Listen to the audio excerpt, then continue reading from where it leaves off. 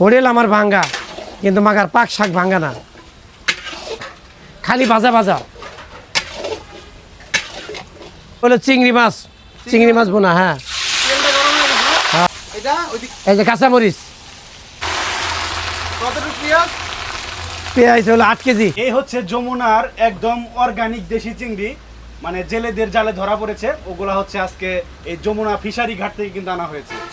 এটা আজকে রেজাউল ভাইয়ের হোটেলে রান্না হচ্ছে, এগুলা হচ্ছে মানে লাঞ্চের সময় পরিবেশন করা হবে। কি দিয়ে দিলেন? এটা হলো তেল দিলাম, সয়াবিন তেল। হ্যাঁ সয়াবিন তেল। কত কেজি? এখানে 3 কেজি। কয় কেজি রান্না করবেন ভাই এখানে? 6 কেজি চিংড়ি রান্না হবে। 6 কেজি চিংড়ি। জি। এটা কি দিলেন? এটা আদা রসুন। কতটুকু পেঁয়াজ? পেঁয়াজ হলো 8 কেজি। 8 কেজি। পেঁয়াজ লাগবে, পেঁয়াজ সিলাইতেছে না। কাঁচামরিচ? কাঁচামরিচ 1 কেজি।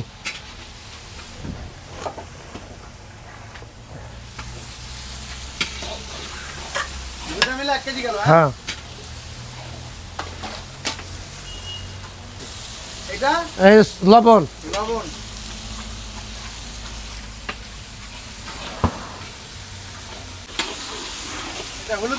এটা হলুদের গুঁড়া। পরিমাণ মতো গুঁড়া। মরিচের গুঁড়া। কাঁচামরিচ শুকনো মরিচ দুটো লাগে? হ্যাঁ, 2টা লাগে। এটা শুকনা মরিচটা কালারটা, শুকনা মরিচের গুঁড়া দিলাম, কালারটা একটু মানে ব্রাউন কালার আসবো, মানে দেখতে ভালো লাগবো বা একটু ঝাল লাগবো, স্বাদ লাগবো। চিংড়ি মাছ। জি। কত কেজি? চিংড়ি মাছ 6 কেজি। 6 কেজি চিংড়ি। হ্যাঁ, এই যমুনার চিংড়ি ভাই? একবারে যমুনা চিংড়ি।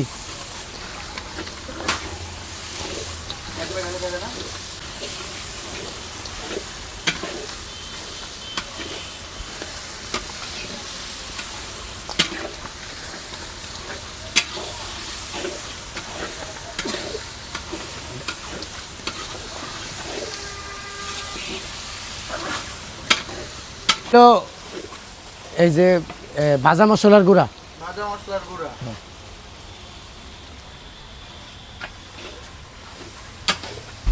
খালি লাড়ার উপরে থাকুন লাগবে। আজকে এটা কাম করে দিয়েছে। এই হিট করতে হবে। এটা হিট না, এটা এইভাবে লাড়াচাড়া করতে হবে 20 মিনিট। এই চুলা এখন চলবে? হ্যাঁ, চুলা এখন চলবে। দেন লাড়া। এই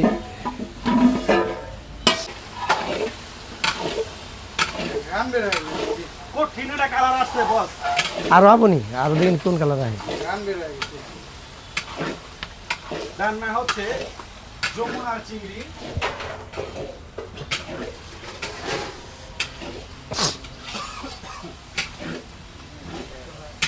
সম্পূর্ণ অর্গানিক পদ্ধতিতে এই লাকড়ির চুলায় রান্না হচ্ছে যমুনার সুস্বাদু চিংড়ি।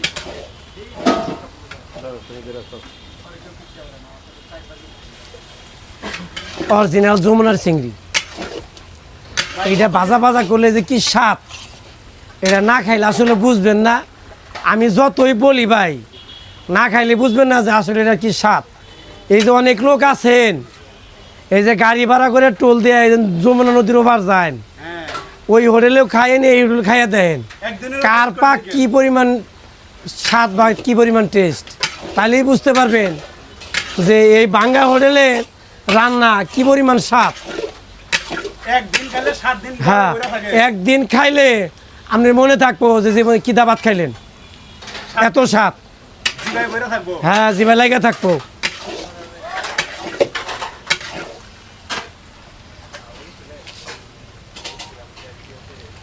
হচ্ছে যমুনার সুস্বাদু চিংড়ি। এক একটা চিংড়ির ওজন না হলেও 200 গ্রাম করে হবে। ভাই এগুলা কতক্ষণ ধরে জাল করতে হবে?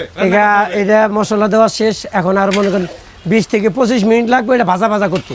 আচ্ছা, এই চিংড়িটা অন্য কিছুতে পাক করুন, যেমন পেঁয়াজ আর মরিচ আর মশলা, অন্য কিছু দিলেই এটা স্বাদ লাগবে না। যত ভাজা হবো তত এটা স্বাদ বাড়বো, যত ভাজা হবো তত স্বাদ বাড়বো। জি, এটা দেখাই যাচ্ছে অসাধারণ সুন্দর। এটার নাম হইলো ভাজা চিংড়ি। কালার আসছে হ্যাঁ। খুব সুন্দর। এটার নামই হইলো ভাজা চিংড়ি। যারা এই যে এই নৌকা ভাড়া করে দূর দূরান্তে খাবার যায়, জি। তারা একদিন এখানে খাইয়া দেখেন যে আসলে এটা গুণগত মান খাবারটা কেমন।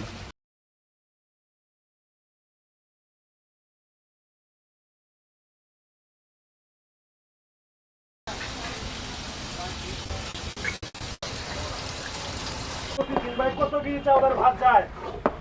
5 বস্তা, 6 বস্তা, 6 মণ। 6 বস্তা, 25 কেজি 6 বস্তা,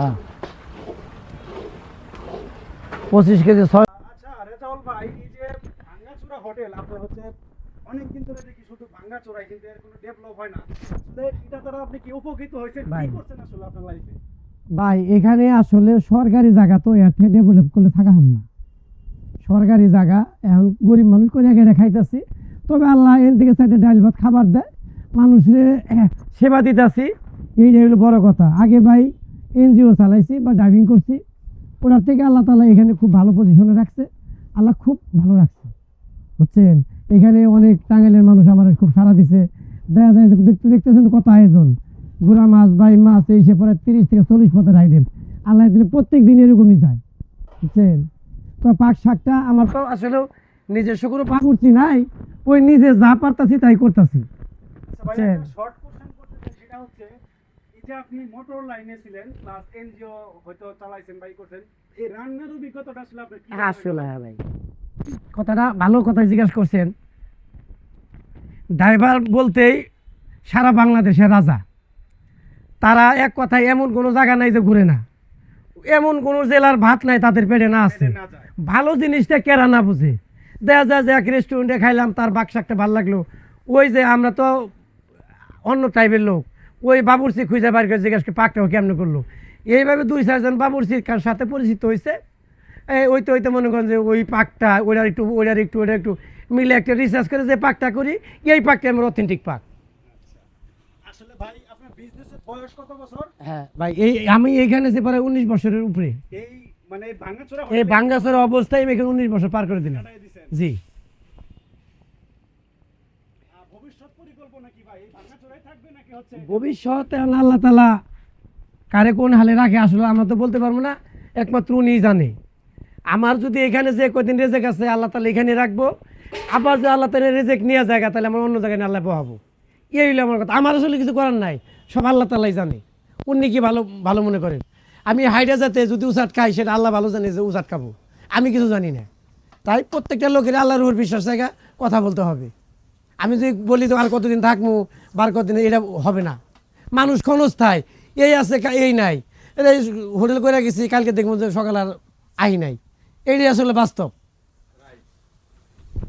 কথা। কি করবেন আপনি, আমি এটার মধ্যে আজকে থেকে এইটা হইলো গুড়া মাছের সাথে করে চিংড়ি মাছ আইসাম, ওইটা একটু উপরে দিয়ে দিলাম, লাল টকটক হবো, ভালো দেখান যাবো নাড়া দিয়ে।